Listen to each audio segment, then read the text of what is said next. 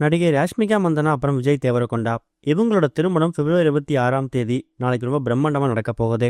இந்த நிலையில கல்யாணம் முடிஞ்சதுக்கு பிறகு அவங்களுக்கு நடக்க போற அந்த சடங்கு சம்பிரதாயங்கள், குறிப்பா அவங்க ஹனிமூனுக்கு தேவையான எல்லா விஷயங்களையும் அவங்க குடும்பம் சேர்ந்தவங்க முன்னெச்சரிக்கை நடவடிக்கையா எல்லாத்தையும் பார்த்து பார்த்து பண்றாங்களாம். அதுவும் விஜய் தேவரகொண்டா அவங்களோட குடும்ப வழக்கப்படி அவங்க ஒரு தலைமுறையும் பயன்படுத்தக்கூடிய அந்த பிரம்மாண்டமான ராஜ கட்டில தான் இவங்களுக்கான அந்த தேனிலவு நடக்கணும், முதலிரவு நடக்கணும் அப்படிங்கிற மாதிரி கல்யாணத்துக்கு முன்னாடியே அவங்க போட்ட முதல் கண்டிஷன் அதுதானாம். அதுலயும் விஜய் தேவரகொண்டா அப்புறம் ராஷ்மிகா இவங்களுக்கான திருமணத்துக்கான எல்லா ப்ரீ வெட்டிங் செலிப்ரேஷனும் ஆரம்பிச்சிருக்கு.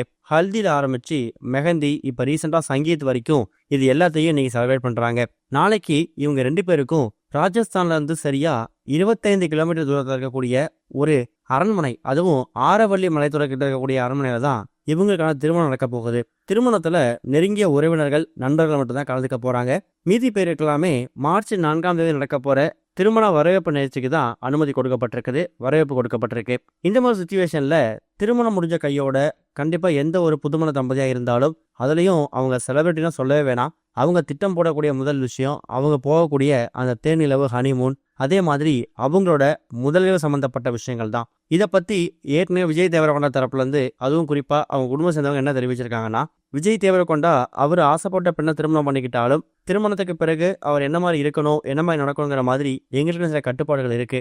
அதை திருமணமான முதல் நாள் தான் நாங்கள் ஆரம்பிக்க போறோம். எங்க குடும்பத்துக்குன்னு பாரம்பரியமா ஒரு பழக்கம் இருக்கு. நாங்க தலைமுறையா பயன்படுத்தக்கூடிய கட்டில் இருக்கு.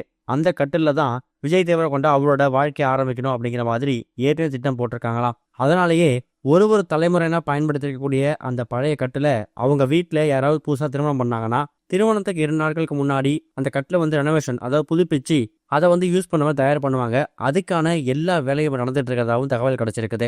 இதை பத்தி நீங்க என்ன நினைக்கிறீங்க அப்படிங்கிற கருத்துக்களை மறக்காம கமெண்ட் மென்ஷன் பண்ணுங்க. இது ஒரு பக்கம் இருக்க, தாம் இயக்குனர் மணிரத்னம் படத்தில் நடிக்க போறதா விஜய் சேதுபதி அவர்கள் இப்ப உறுதியா தெரிவிச்சிருக்காராம். நடிகர் விஜய் சேதுபதி மணிரத்னம் இயக்கத்துல வெளிவந்த செக்கச்சிவந்த வானம் திரைப்படத்துல ஒரு போலீஸ் கதாபாத்திரம் நடிச்சிருப்பாரு. சொல்ல போனா அந்த படத்துக்கே ஒரு மிக்ஸ் ரிவ்யூ தான் வந்துச்சு. இருந்தாலும் அந்த திரைப்படத்துல இவரோட கதாபாத்திரம் ரொம்ப வைட்டா இருந்துச்சு. இப்ப ரீசெண்டா எக்கச்சக்கமான மீடியாஸ்க்கு பேட்டி கொடுக்கக்கூடிய விஜய் சேதுபதி பிரபலமான மீடியா ஒண்ணுக்கு ஒரு பேட்டி கொடுத்திருக்காரு. அதுல நான் மணிசார் கிட்ட ஏற்கனவே பணியாற்றின அனுபவம் எனக்கு இருக்கு, இந்த டைம் கொஞ்சம் முற்றிலுமா வித்தியாசமா இருக்கும் அப்படின்னு தெரிவிச்சிருக்காரு. இது ஜஸ்ட் ஒரு கோட் வேர்டா மட்டும் தான் சொல்லியிருக்காரு. என்ன படம், என்ன மாதிரி கதைக்களம், எப்போ ஆரம்பிக்க போறாங்கிற மாதிரி எந்த விஷயத்தையுமே அவர் ரிவீல் பண்ணல. எதுவாக இருந்தாலும் அஃபிஷியல் அப்டேட் வரணுங்கிற மாதிரி தான் அவர் இன்று கொடுத்திருக்காரு. இந்த திரைப்படத்துல சாய் பல்லவி தான் ஹீரோயின் நடிக்கிறாங்களாம். தமிழ் சினிமால இப்ப ரெடியாகக்கூடிய எல்லா திரைப்படங்கள்லையும் சாய் பல்லவி முன்னணி கதாபாத்திரம் நடிக்கிறாங்க.